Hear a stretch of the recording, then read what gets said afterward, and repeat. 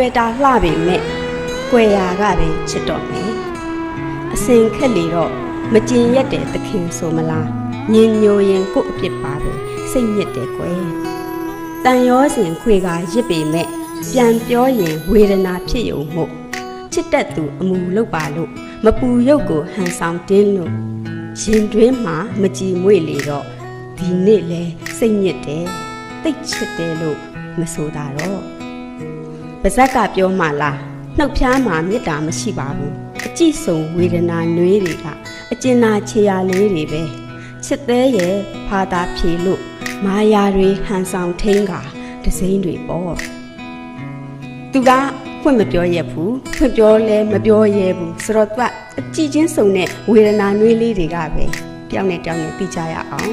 မာယာတွေနဲ့ကိုလည်းမာယာနဲ့သူလည်းမာယာနဲ့ပဲထိန်းလိုက်ကြရအောင်ဒစိမ့်တွေလိုပဲနေကြရအောင်လို့သူကရင်းနှီးရခံစားချက်ကိုဖုံးကွယ်တဲ့ကြပြားလေးကျွန်မအဲ့ဒီကြပြားလေးနှစ်ပုဒ်ကိုအလွန်ကြိုက်ပါတယ်